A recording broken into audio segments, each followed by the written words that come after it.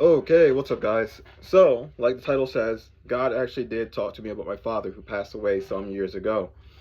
Before we jump into all of this, I want to say thank you guys for actually watching. Whether you like me or don't like me, thank you for watching because I'm here to help people, not to glorify myself or to crap on people. I'm trying my best to keep calm and be the person God wants me to be. So once again, thank you. I really appreciate you guys listening and watching because this is not for me. This is more so for you. And I actually plan on posting every day for the next couple of days because I have a list of things that I think is really going to help you guys understand Christianity better and God better and bring you guys closer to God. So you're not filled with all this misinformation that's everywhere and about. Everyone's throwing information everywhere, but it leads nowhere. I promise you, God's real, Christianity is real, and if you start taking steps towards him, you'll find God. Okay, so um, God started talking to me sometime in August, in the summertime. And this is when he first talked to me about my dad. I didn't say anything about this originally because it's none of you guys' business. And then I didn't think it was going to help in any way. But then today I felt like this actually might help some people. So God did share to me where my dad was. I'm not going to share the information with you guys because ultimately it's none of your business. But he shared it with me. And one other thing he shared was at one point my dad before he died, he was coming, like the year before he died, he was visiting me more. He was picking me up from work and trying to talk to me, and he was sharing stuff. And during that moment, he was sharing like a lot of stuff that he did wrong in his life, a lot of people that he hurt, a lot of things that he did wrong. He made a lot of mistakes, and he was opening up and sharing it with me for the first time. And I never knew half of this. I didn't know any of the stuff actually that he was sharing, but he was opening up and sharing it with me.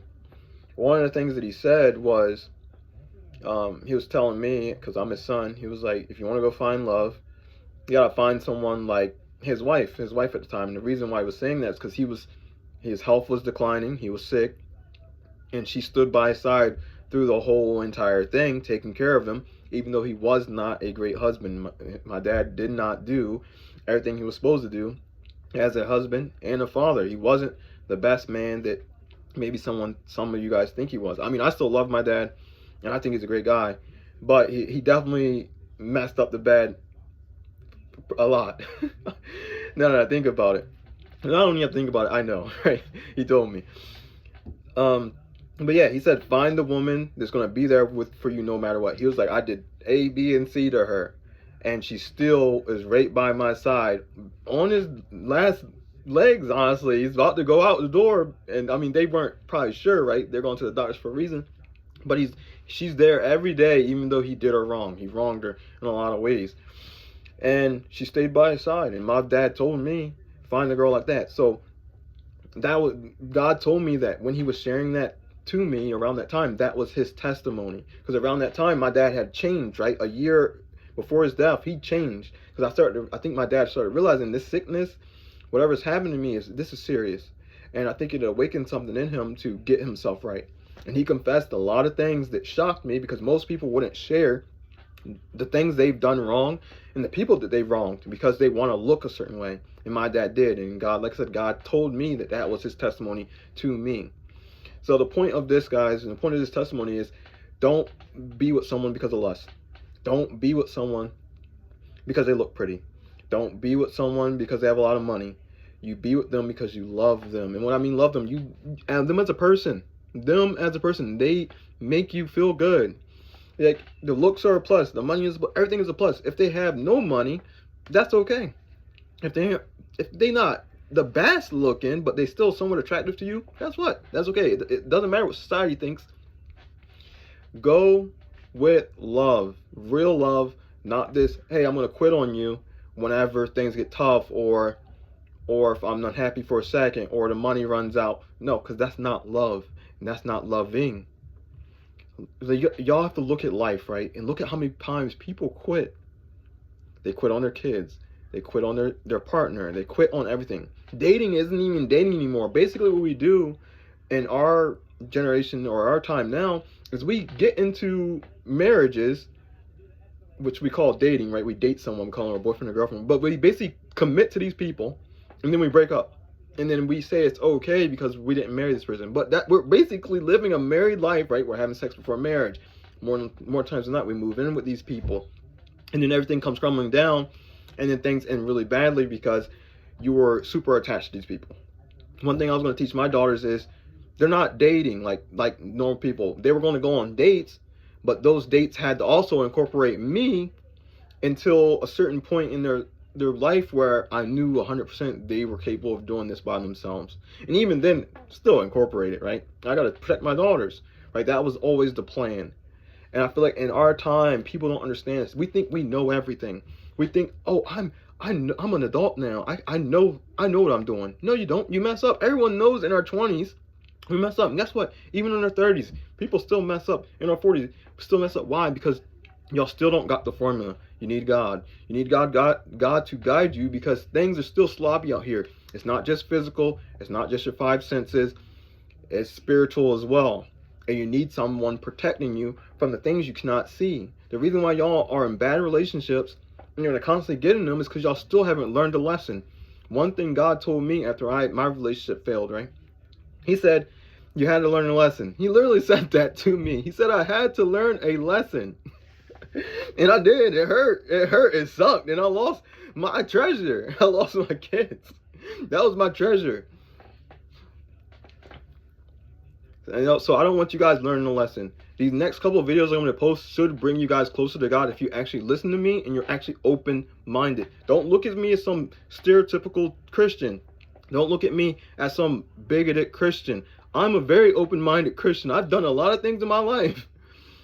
Look at me as someone is just bringing truth to you, and you have to be open to receiving it. I'm not telling you to transform overnight. I'm telling you to be open, because this is true.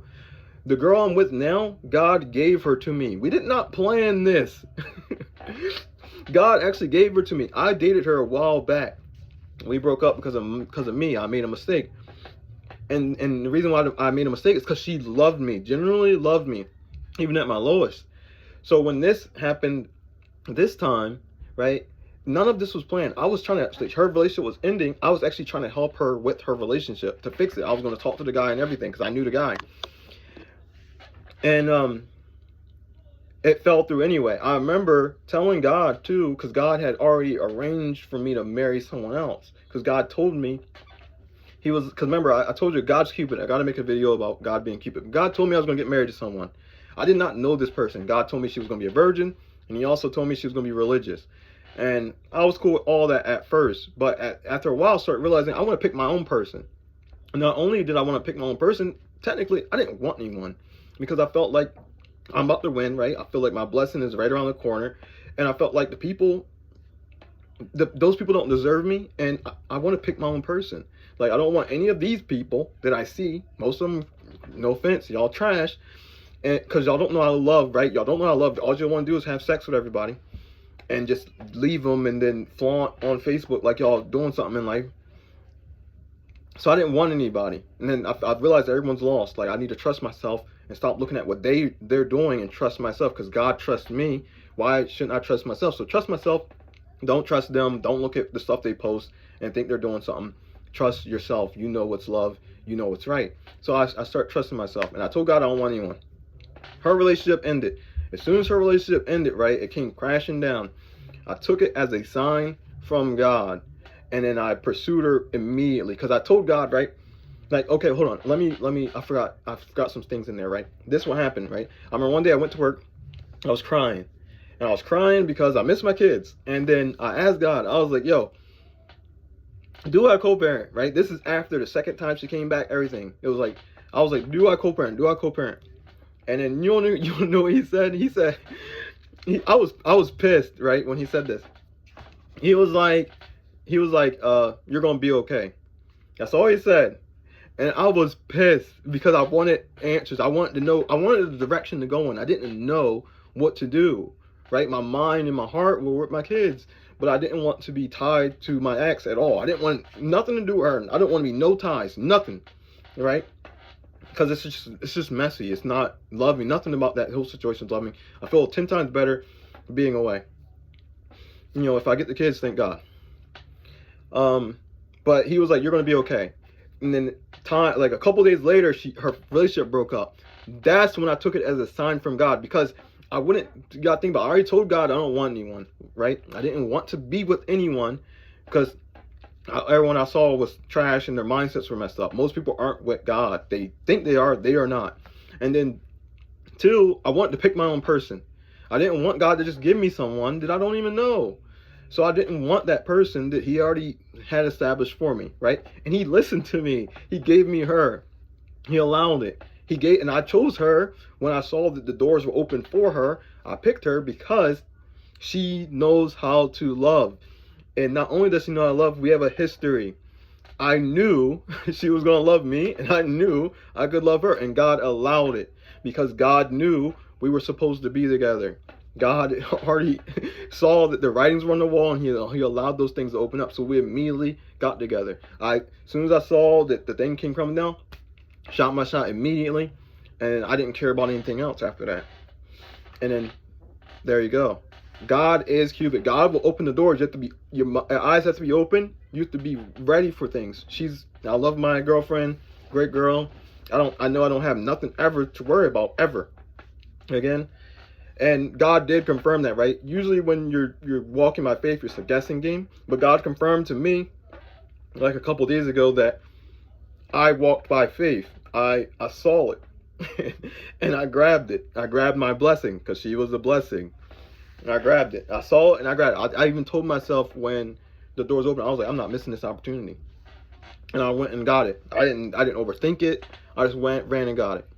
Find someone, like, if things go bad for me, which they shouldn't, she's going to be there, and she's going to love me until the end.